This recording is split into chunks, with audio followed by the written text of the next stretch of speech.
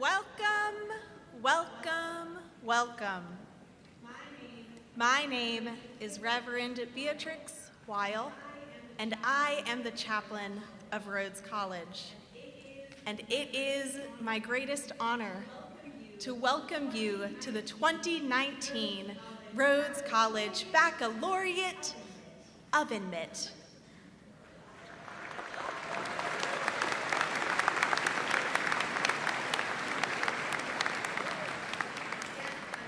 yes, I welcome you to the 2019 Rhodes College Baccalaureate Oven Mitt. An oven mitt is a lot like this service. Oven mitts allow us to touch things that are too hot to handle. Oven mitts help us carry and maneuver pots and pans that would burn us if we tried to touch them directly. The baccalaureate service, I'm explaining this because no one knows, the baccalaureate service is a ritual, and it helps us talk about important topics. Topics that are perhaps too scorching hot to touch directly. You have spent, some of you more, some of you less, about 4 years of your life here at Rhodes College, and tomorrow everything changes. Better use an oven mitt. Good oven mitts are made from materials that are inherited. Good oven mitts are made from materials that are inherited. As a college that is affiliated with the Presbyterian Church USA, Rhodes College inherits a rich tradition of ritual. This baccalaureate service is a ritual that follows the structure of a Presbyterian worship service. These are our inherited materials. And the best oven mitts? The best oven mitts are homemade. The ones stitched together with the fabric of our culture, our traditions, and our experiences. This baccalaureate service we have created is also homemade. Homegrown in Memphis and authentic to the Rhodes College experience. Serious and academic, but also a little bit quirky. This Rhodes College Baccalaureate Oven Mitt uses materials that are inherited but remains homemade. Presbyterian worship services are broken up into 4 sections. First, we gather. Well done, look at you go. You have gathered like the best of them. And the graduating seniors, who they themselves wrote each part of this service, they will usher you through the 4 movements of this ritual. As I said, this oven mitt is homemade. As part of our gathering, which is the first movement, Ryle Mitchell will issue an invocation inviting us to drink the moment in. Ryle served as the president of UKirk Presbyterian Student Group this year, and I think last year. Next year, she will go to nursing school at the University of Tennessee Health Science Center here in Memphis. Next, Isabel Salata will open us in song. Isabel will attend the University of Memphis for her master's in music and vocal performance. Dr. Time Bryant will accompany her on piano. The second movement in this inherited structure is that we will encounter a word or a song of good news. President Marjorie Haas, who is the 20th president of Rhodes College, will introduce our speaker, Reverend Kirk Whalum, who will give us something to think about and reflect on. The third movement in our inherited structure is an opportunity to reflect upon and respond to the good news that we have shared with one another through Reverend Whalum's talk. 4 students will walk you through their reflections from their 4 years here at Rhodes College and give you the opportunity to recall your 4 years of Rhodes College through the lens of Reverend Whalum's message. The 4 student poets are Amory McCauley, P.J. Settles, Hamid Shawani, and Savannah Patton. Amory was an active member of Reformed University Fellowship and will attend the Master of Science in Accounting program here at Rhodes College come fall. P.J. Settles spent his college career learning and growing with Tuesday Fellowship campus ministry and will pursue a career in journalism after graduation. Hamid Shirwani served as the president of the Muslim Student Association, and in the fall he will attend medical school at the University of Tennessee Health Science Center here in Memphis. Savannah Patton was the president of Tuesday Fellowship and has been called to serve full-time with campus outreach at a to-be-determined college campus starting in the fall. The fourth movement of the inherited structure is that we are sent into the world. Emily Perry will charge the graduates with the tasks they carry forth from this place. Emily served as the president of Reformed University Fellowship, RUF, and will work full-time for RUF at Wake Forest University in the fall. Then the Rhodes Singers will perform, featuring solos by Amanda Salazar and Harrison Holt, both in their third year of studies, and Junior Walters, a senior who will be working for the Crop Trust in Bonn, Germany, come fall. This performance is conducted by Camilla Zimmerman, who is also a senior. After graduation, she will study musicology at the University of North Texas. She has graciously stepped up to do this today and is not reflected in your program. After the performance, Merritt Pinker will pronounce a blessing upon the graduates. Merritt was the president of Hillel here at Rhodes College. After graduation, she will serve as a community health promoter in the Peace Corps. Then we celebrate with more music, led by Reverend Kirk Whalum, his brother Kevin Whalum, and the Rhodes Faculty Jazz Ensemble. Kevin Whalum is the parent of 2 current Rhodes students.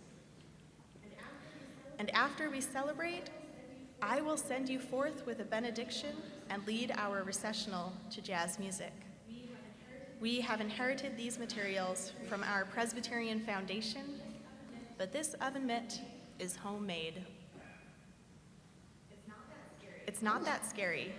The real world, post-college, you'll be fine. You may not be convinced of that today because we can't see it today, and perhaps because today it's a bit too hot to handle. As such, we will use an oven mitt. Welcome.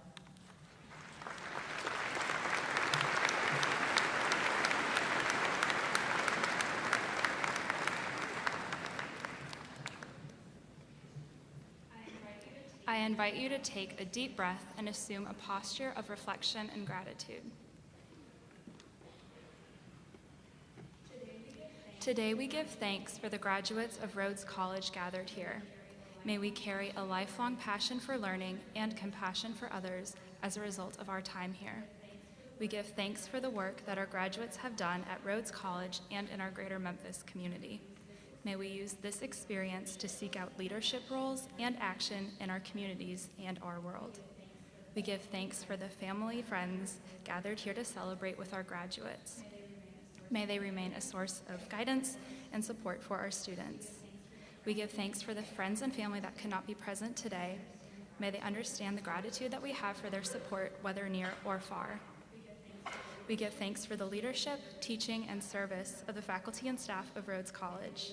May they realize the immensity of their impact and continue to guide our students. We give thanks for the opportunity to gather and celebrate the accomplishments of our students. May we cherish this time spent together. Amen. Now, our senior soloist, Isabel Salata, will sing Last Night the Rain Spoke to Me.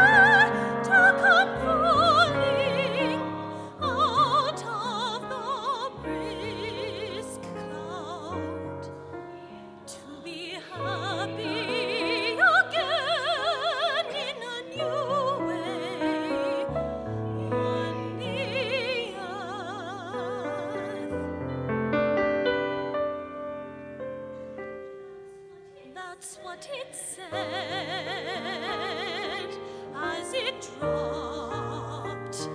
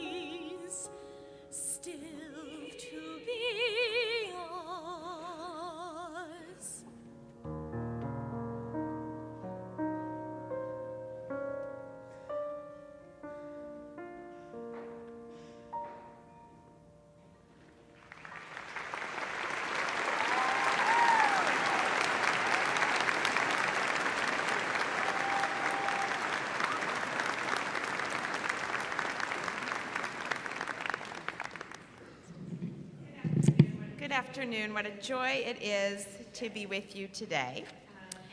And it is my great pleasure to introduce our guest speaker for today. As we celebrate the 200th anniversary of the city of Memphis, we also want to celebrate its meritorious citizens. And we're truly honored to have one such citizen here with us this afternoon. The Reverend Kirk Whalum is known as one of the world's great musicians. His music, also a bit like an oven mitt, forged from his Memphis gospel roots and combined with Memphis R&B, rock, and jazz, creates his soulful, passionate, and stirring artistry. A 12-time Grammy nominee and a Grammy Award winner, Kirk Whalum has worked on film scores. You have heard his music in film scores including The Prince of Tides, Boys in the Hood, Grand Canyon, and The Bodyguard. In fact, it's his sax that you hear when you listen to the late Whitney Houston's mega hit, I Will Always Love You. But here are some things you might not know about our speaker today. Kirk's an ordained minister with an earned MA in religion, and it's in this spirit that he serves Memphis in various ways when his touring schedule allows. One example of this was shared by our own John Bass, director of the Mike Curb Institute for Music. John reflected, on Thursday mornings, when he's not touring, Kirk cuts hair at the Manna House for people who've been made homeless. He talks to them, listens to their stories about their lives, troubles, and dreams, sometimes offers up some friendly advice. In this space, he's not the guy who played the solo for Whitney Houston. He's just the barber, does what barbers do. Kirk Whalum has done the same for many of our students. He's guided those who volunteer their time at the Manna House. He served as a member of the board of directors for The Bridge, a newspaper that helps homeless people earn income and was created by Rhodes students and run by them as a nonprofit organization. And he's offered music clinics for our students. He's also helped many of them make connections to the music industry. And it's a special pleasure to have him with us because Kirk's brother and musician Kevin Whalum is also with us today. Kevin is a Rhodes parent and the father of Kirk's twin nieces, Kayla and Kellen Whalum, members of the class of 2021. Ladies and gentlemen, please join me in welcoming Reverend Kirk Whalum.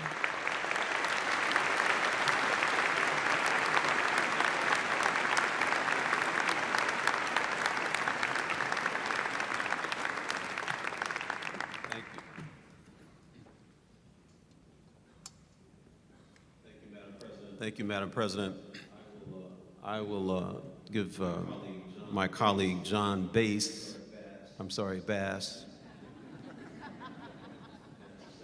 chance to set up. If you've ever heard him speak, you definitely would say John Bass.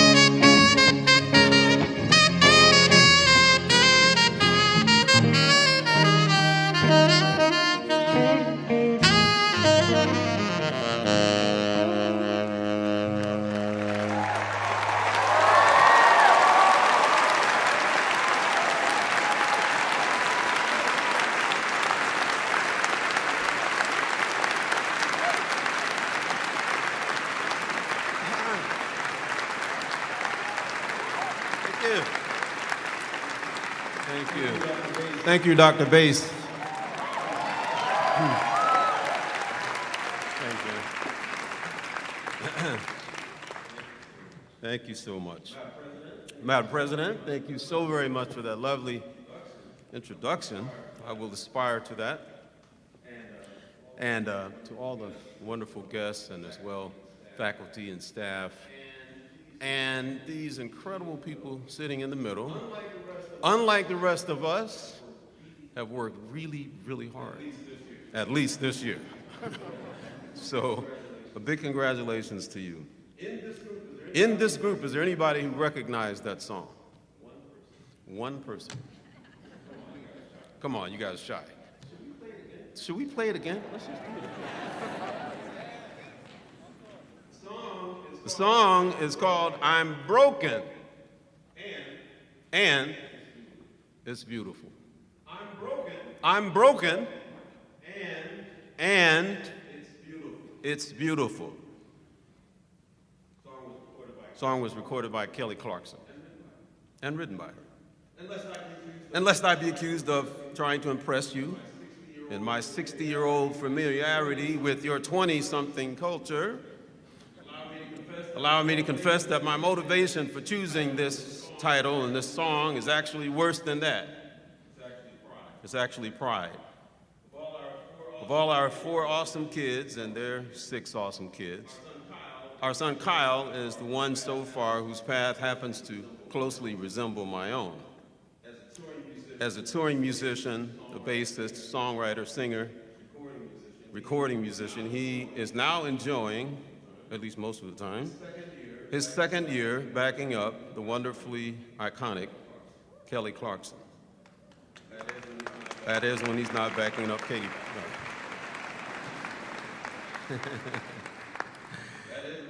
That is when he's not backing up Katy Perry. And yes, I'm bragging. That said, this song, and especially this title, spoke to me immediately as worth sharing with you folks on this, your baccalaureate celebration. I am in fact very humbled to be here, and also very grateful that the spiritual core of learning, the spiritual core of living, the spiritual core of becoming is yet celebrated in our existential cultural environment. After all, this is the age of aspiring to be the next famous person, the next famous family. Where you're just being physically beautiful is apparently adequate to justify wealth and fame. Where being rich, famous, and ostensibly successful warrants being celebrated as having gravitas enough or chops enough to serve in the highest public offices.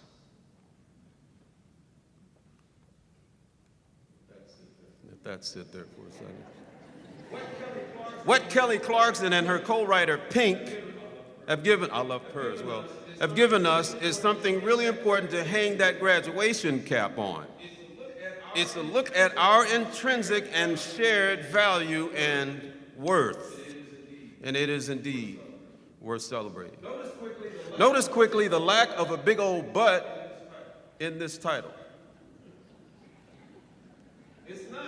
It's not, I'm broken, but it's beautiful.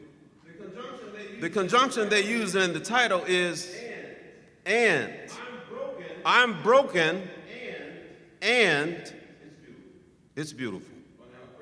Funny how critical a conjunction can be. It's important, though, because if they had chosen the conjunction but, it would imply that brokenness is something to apologize for. Something about which we should be ashamed, and most importantly, something we experience on an island. Fact is, brokenness is something you share with the person sitting next to you on the left and on the right, as well as that good-looking person in front of you and in back of you. And the good news is that whether or not that person reciprocates your fawning admiration of their good looks, you are in fact a thing of rare and exquisite beauty inside and out. Perfectly created in the imago Dei, the image of God. You are both broken and beautiful. If you're honest, you'll confess that there are certain dresses, certain pumps, certain suits, and a certain light which cause you to comment to the mirror, you know what? You are fly. If you don't know what fly is, just touch the youngest person next to you and ask them what that means. And yet there are undeniably certain attributes, certain character flaws, or past mistakes, failures, certain obscure historical facts about your family, even rumors about your neighborhood, your hometown, your race, your country, about which you are most definitely not proud. I'll go out on a limb here and aggregate all these things in a basket we'll call, for the sake of this message at least, brokenness. The shame, you know. I'm broken and it's beautiful. Of course, not everyone would agree with the broken part of this title. In fact, one highly qualified dissenter offers a theory with which I actually agree. In her work, The Eye of an Eagle, the Heart of a Lion, the Hand of a Woman, poet Rachel Naomi Remen offers this creative rejoinder: but if everything is process, then nothing is broken. And maybe nothing needs to be fixed. Broken is only a stage in a process. I like to think of this, she says, as the golden yet. Y-E-T. I say to myself, I haven't learned compassion yet. I say about someone else, he hasn't learned to listen to feelings yet. It changes everything. It opens a door for great compassion and for a kind of expectancy, which I think is a very wise position in life, says the poet. If everything is process, then nothing is broken, and maybe nothing needs to be fixed. So then don't hear me saying that you are duty-bound to accept Kelly's assessment that we are indeed all broken. But just know that I tend to agree with it. And I would argue that the preponderance of evidence supports it. Allow me then to proceed with the idea that you and I, on some level and to some varying degree, are broken creatures. I'll spare you the whole lyric, but I want to cull out this one passage that Kelly says in the verse. She says, can someone just hold me? Don't fix me.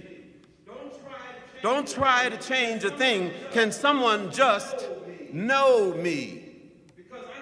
Because underneath, I'm broken and it's beautiful. What I'm hearing Kelly say to us is, don't miss this. Don't miss the chance to nurture, to experience, to appreciate, and yes, even to learn from the deep intrinsic beauty that is me, or that is you. You are created in the very image of God. You have to be beautiful. In my neighborhood, they say, God don't make no trash.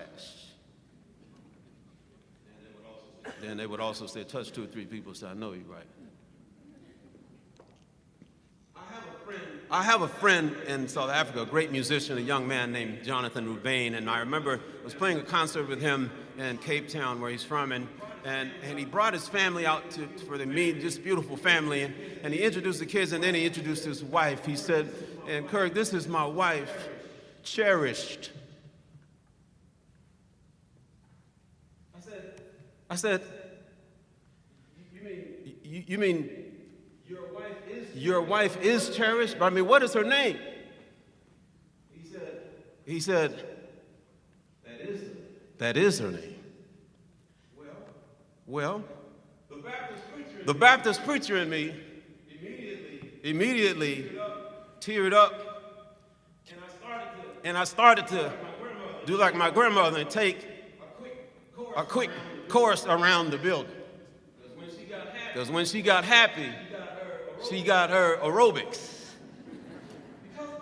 Because what I was hearing was that some of us have not known our real name. You say, well, oh, Kirk, I wasn't adopted. I wasn't found somewhere. I know my name.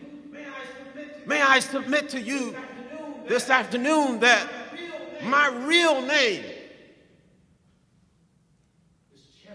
is cherished. Your real name is cherished. If we knew our name, if we knew our real identity in the mind and the heart of Him who created us, wow, that would change everything. There's certain trials and challenges that would not have caused me to be distracted or got me off course. Because I would be so confident, not so much in my own ability, but my identity. My name is cherished. Your name is cherished. I also believe that what Kelly is referring to in this song has a little to do with a mirror. Because when I see the glow in your eyes, when I see that aura of beauty around you, it's not all about you. It's about who you as a mirror reflect. You reflect your parents, not their worst decision. You reflect their deepest and greatest desire for you. Even godparents and folks who just raised you because they love you, when people see the greatness and the goodness in your face, what they're seeing is the reflection of some other people. And may I submit to you that the real glory comes through when people see in you the reflection of your Creator God. The reflection of perfect light.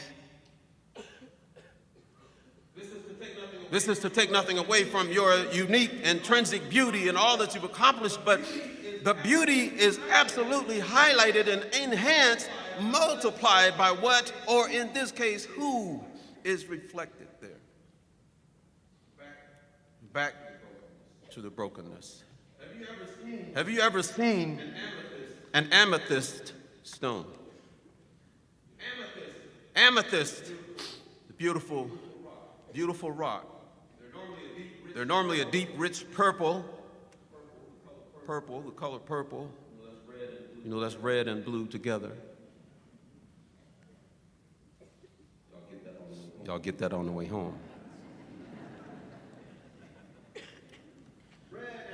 Red and blue together, the purple, and you see the beauty of the amethyst is almost fanciful, it's mystical. It's a unique kind of beauty. There's something that's asymmetrical about them. There's nothing smooth or fancy or refined about them. The word in Spanish, desigual, comes to my mind. Desigual, it means unequal, jagged, rough to the touch. But I submit to you that there's nothing quite so lovely as an amethyst. Your sculpted, crafted diamonds are nice, but in my humble opinion, you can take about 50 cents and buy you an amethyst. God, or some refer to God's handiwork, nature is the ultimate craftsperson. When I look around here, even on this campus, and I look at the stones that make up these beautiful buildings, it's mind-blowing, it's breathtaking, and I have a small confession that when Ruby and I moved back home 11 years ago, I met her when I was 15 and she was 14, and we promised when we left here in our teens that we'd never ever come back to Memphis. Somebody's saying amen. But then we finally moved here and fell in love with Memphis as adults. We had changed and so had Memphis. But my confession is that I went to my friend Russ Wigington. I said, Dr. Wigington, is there a chance that I can get some of those beautiful Rhodes stones from the quarry to build our new house? Brother Wigington looked at me and he said, that'll be a no.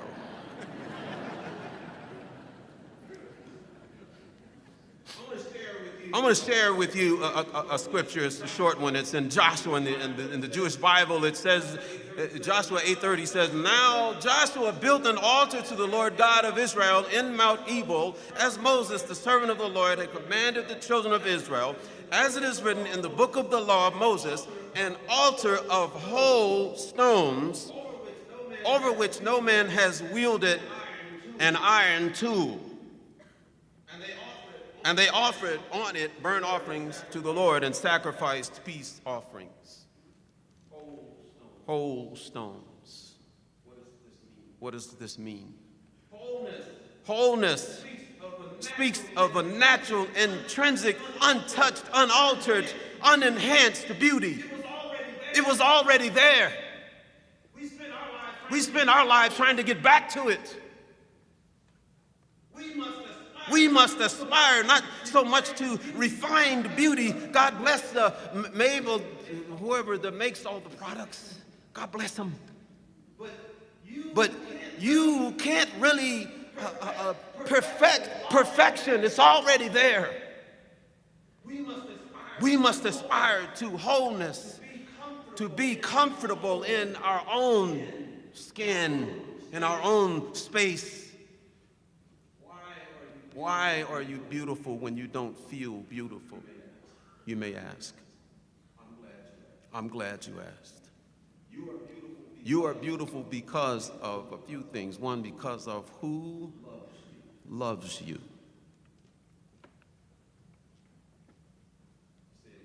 I'll say it again.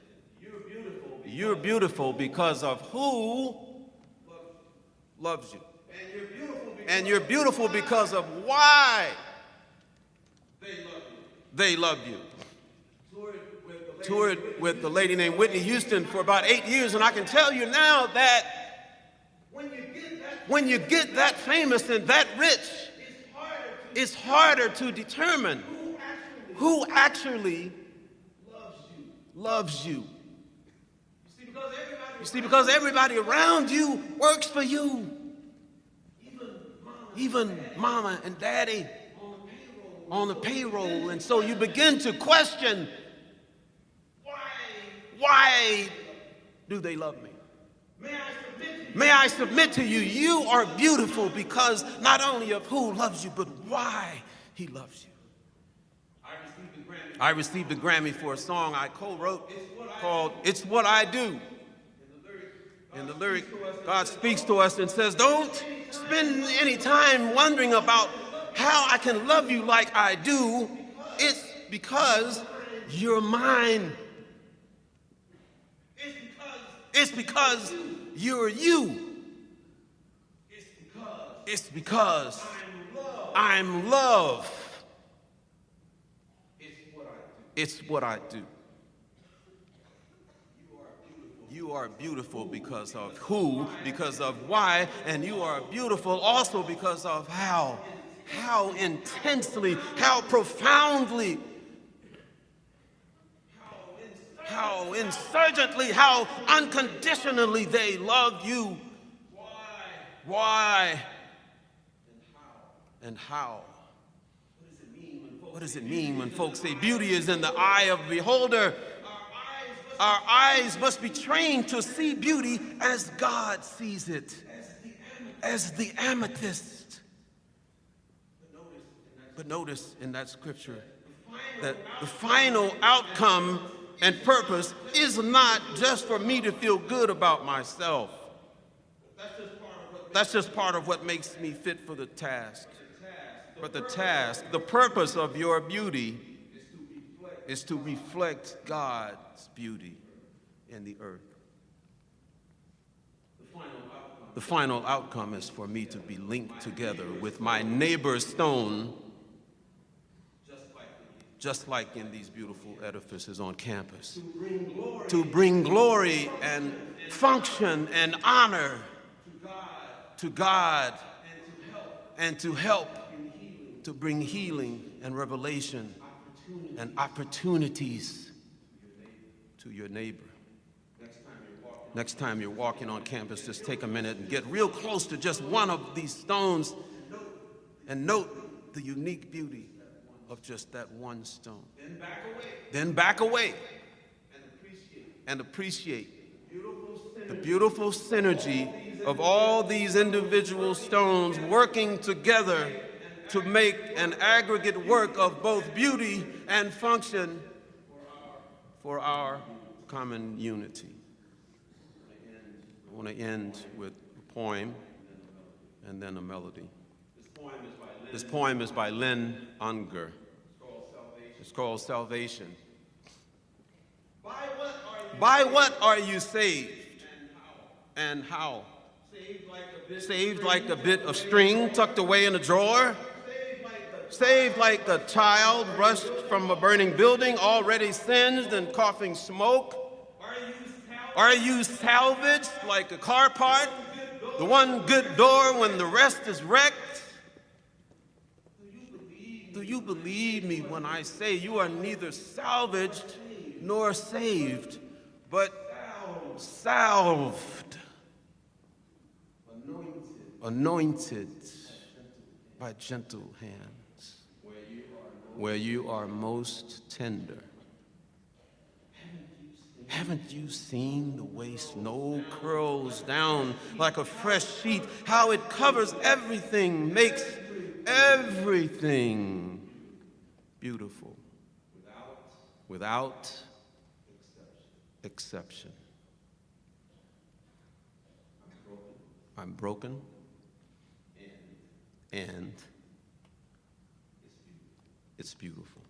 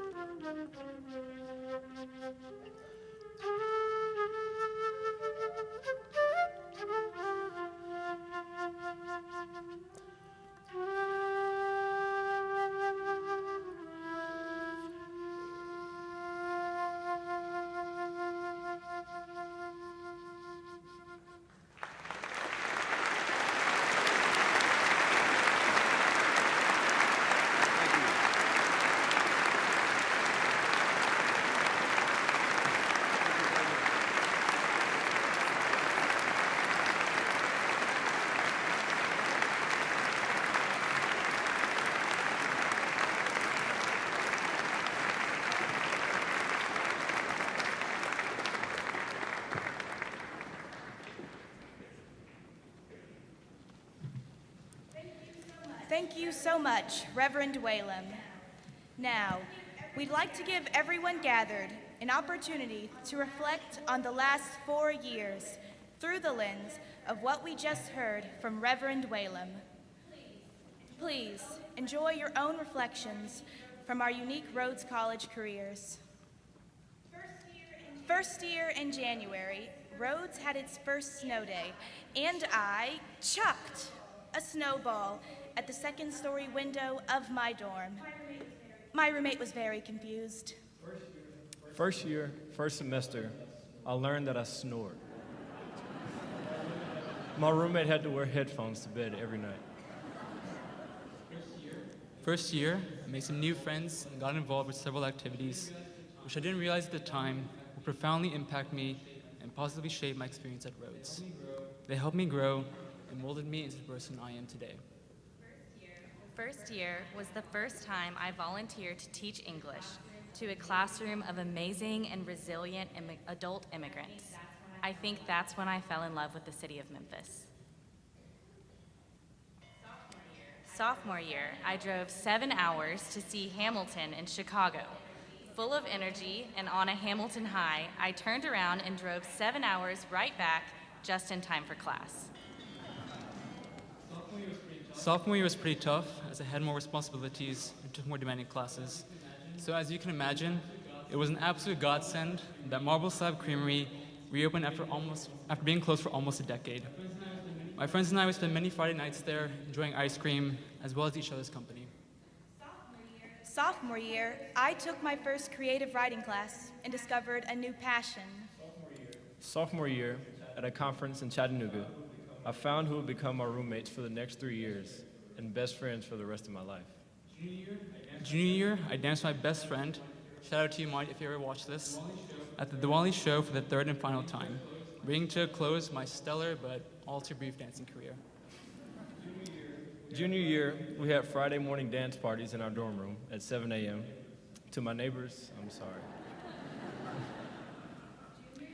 Junior year, I failed a final paper, unaware that despite my failure, this weekend would still come.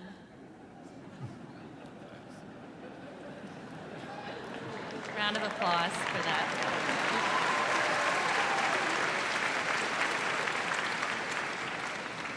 Junior year, I remember sitting around playing guitar and singing with friends who used to be strangers. I realized then that I had finally found my people. Senior year, I ran around campus with a friend and a fancy camera to take senior pictures. I looked amazing. Senior year, I went golfing. I went golfing a lot more than I should have. Senior year was all about being more than just a student. I started kickboxing, I read novels, and I finally bought that food processor I'd been eyeing for so long. Senior year, as the saying goes, all good things must come to an end. I completed my last classes with some of my favorite professors and begun saying goodbye and see you later to the friends I made here. Through the highs and the lows, I and all of us have had the support of family and friends, many of whom are here today. To you, we'd like to give our heartfelt thanks. We do not know what the future holds. But we do know what we will take with us: joy, Compassion, Authenticity. And lots of humor.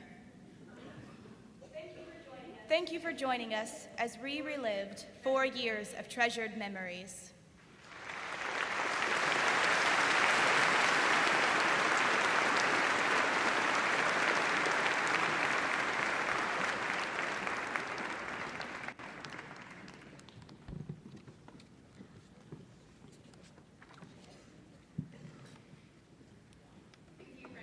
Thank you, friends, for taking us down that walk down memory lane.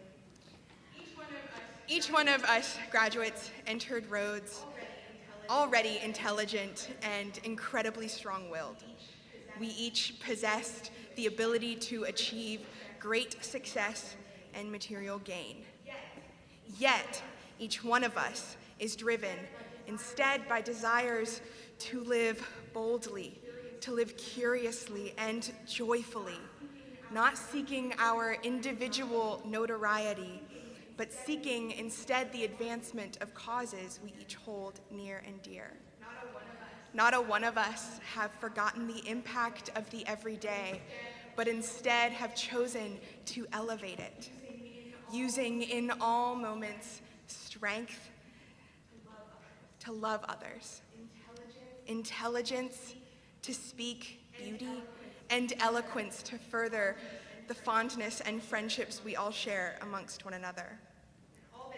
And all this we have done because we know that all we do becomes infinitely more powerful when it is done in service to others.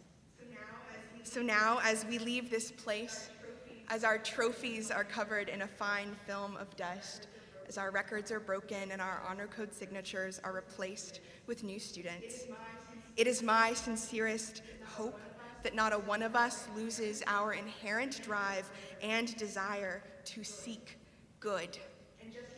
And just as Paul prayed in his letter to the church at Philippi, so I also pray that your love may abound more and more with knowledge and discernment, especially now as we distribute ourselves beyond these iron gates throughout the city, throughout the country, and throughout the world. We each possess an opportunity that I charge each and every one of you not to squander, to spread joy and curiosity and boldness sought in good. Amen.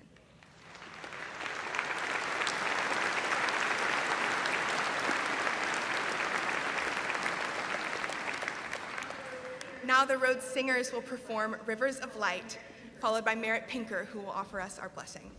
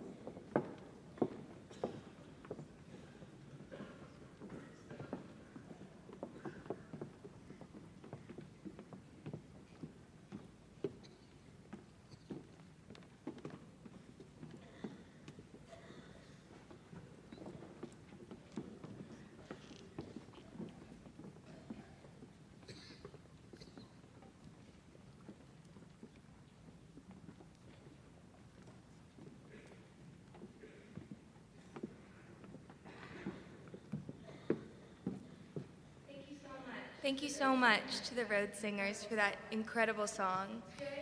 Today marks a joyous occasion in all of our lives as we recognize our successes and take pride in reaching the end of our undergraduate experience at Rhodes College.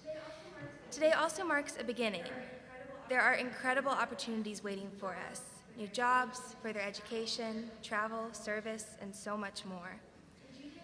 In Judaism, we have a blessing called the Shehekianu, which we recite to mark new beginnings and honor a special occasion. I share this blessing with you, and if you know the words, I invite you to join me. Baruch atah Adonai Eloheinu melech haolam, shehekianu v'kiyamanu v'higianu lazman hazeh. Blessed are you, Adonai our God, for giving us life, sustaining us, and enabling us to reach this moment.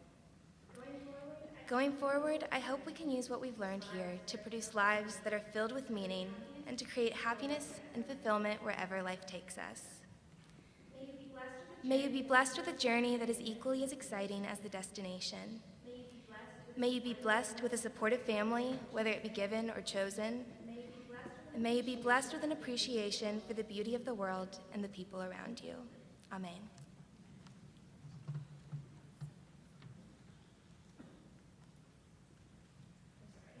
I'm sorry. Now let us all enjoy a musical celebration led by Reverend Kirk Whalum.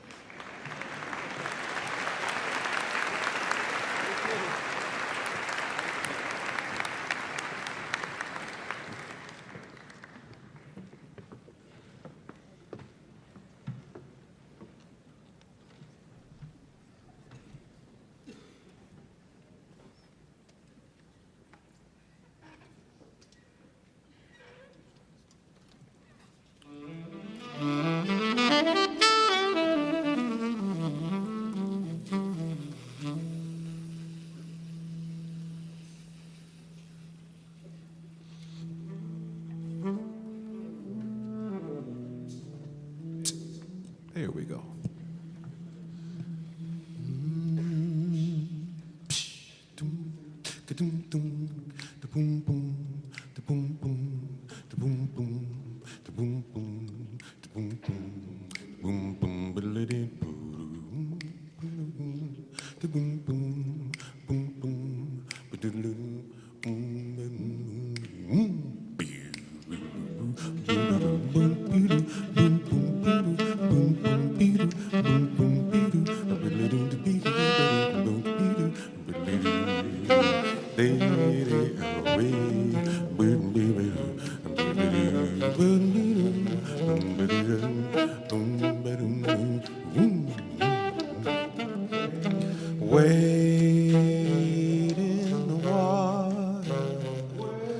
Wade in the water, children, wade in the water. God's gonna trouble the water. Wade in the water. You better wade in the water, children, wade in the water. God's gonna trouble the water. See that host all dressed in white. God's gonna trouble the water. The leader looks like that Israelite. God's gonna trouble the water. Come on and wade in the water. You better wade in the water, children. Wade in the water. God's gonna trouble the water. Oh, no, baby, so boo, no, baby.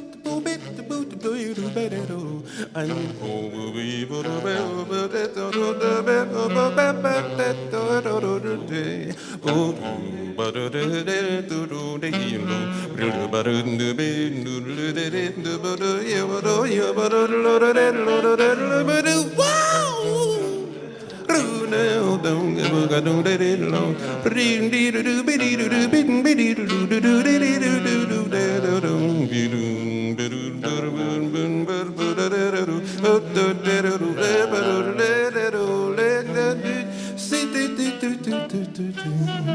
See that host all dressed in white.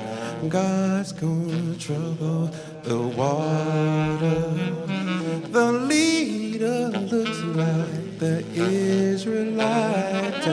God's gonna trouble the water. Come on and wade in the water.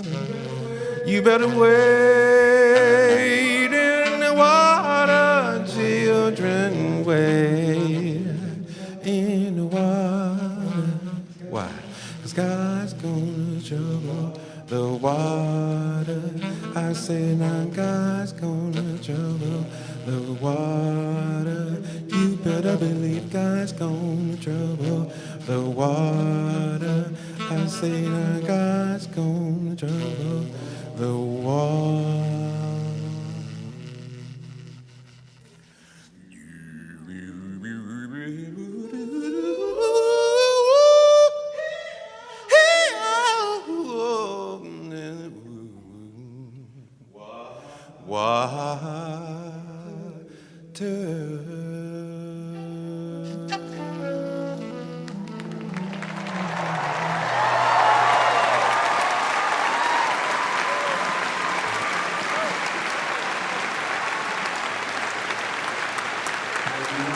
Ladies and gentlemen, Kevin Whalen.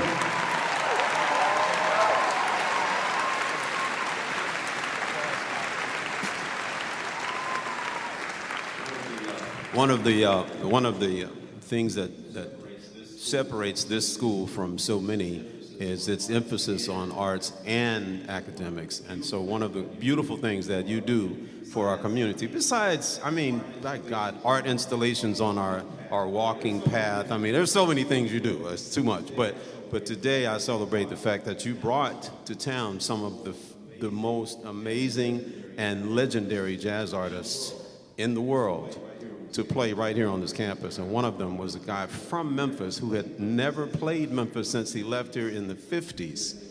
And his name was Charles Lloyd.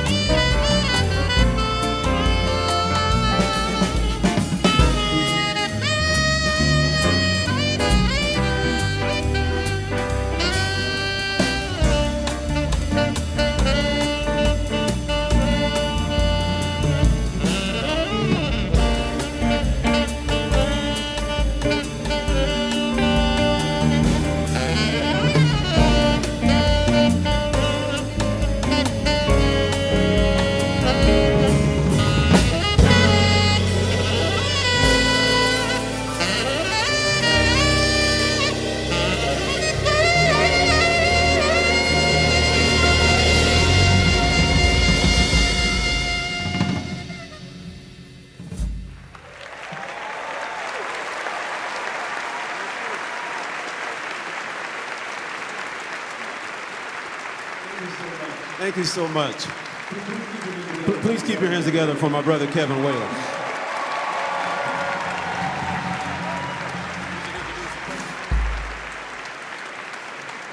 Thank you, Kirk. This is a song that I wrote for people who have lost, or who lost at some point their way. So young people, as you go out into this world, if you should ever find yourselves off course for any length of time, please know that there is somebody somewhere praying for and until you get back on track. Somebody, somewhere.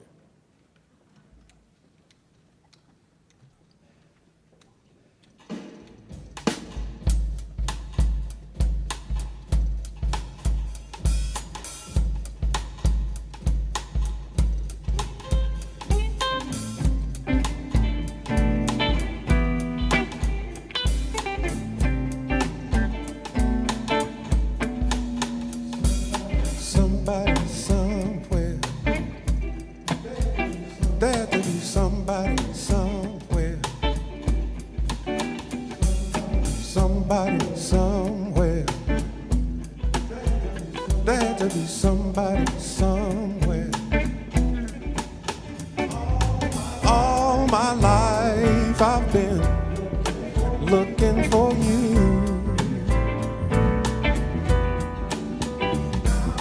Now that I'm in love, I know what I gotta do. Yes, I do. Give my time, my heart, and spend my money too. To pick my brothers up and help them make it through. I knew there had to be somebody somewhere to trust to be my guide. Somebody somewhere deep inside. Somebody somewhere, even if I could not see, I knew there was somebody somewhere loving me. Down on bended knee, I start my day. And I find shelter from the storms in my way. Yes, I do. Now it feels so good when I run it all past you first. 'Cause when you left it to me, I always made it worse. All I knew was there had to be somebody somewhere to trust to be my guide. Somebody somewhere deep inside. Somebody somewhere, even if I could not see, I knew there was somebody somewhere loving me. You know that thing inside you that you've come to know. Yeah. Don't let that inner voice take full control. No, no, don't you do it. Check it with his word, and that's when you'll see. Believe me, for every day of your life, there always has to be you.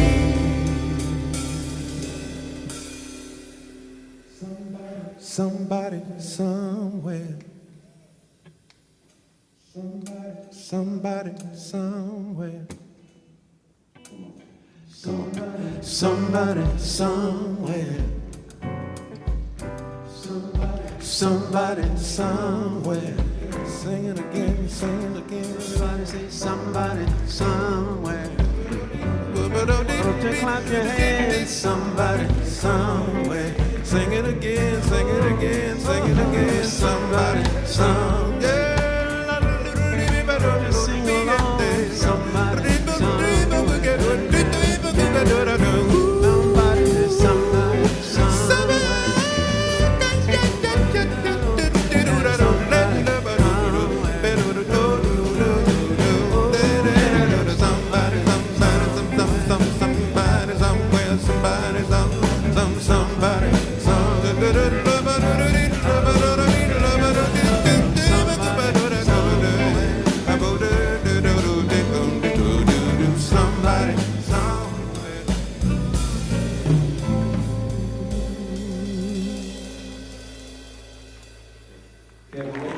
Kevin Whalum.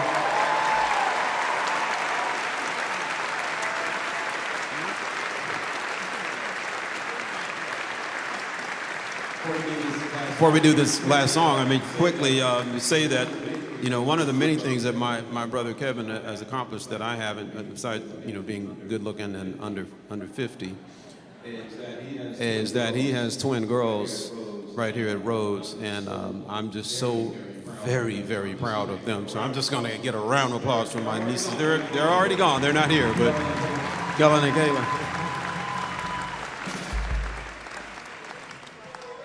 So let's get a little rowdy.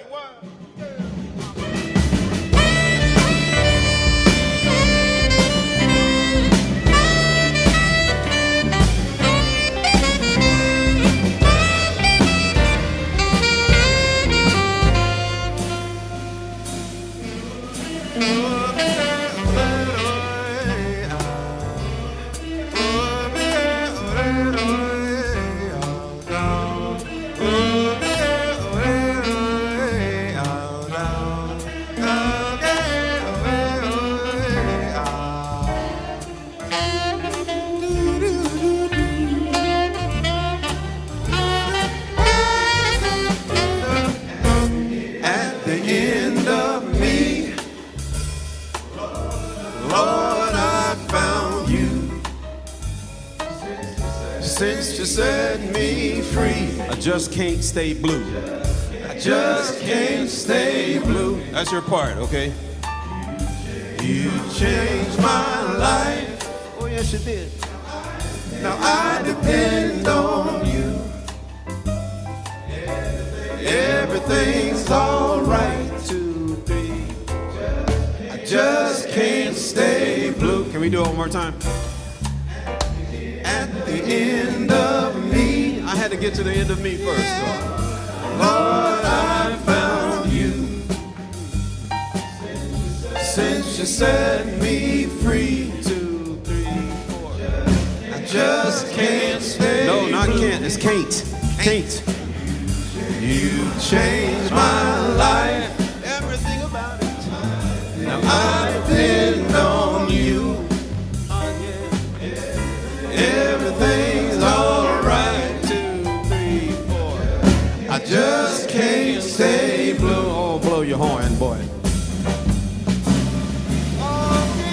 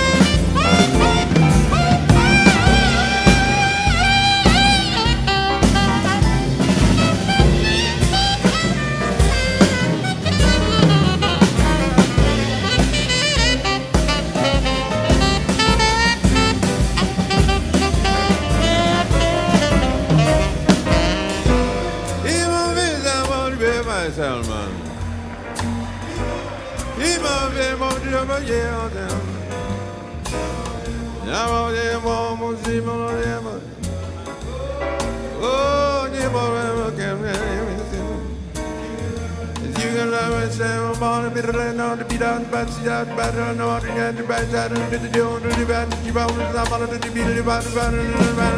it to your parents.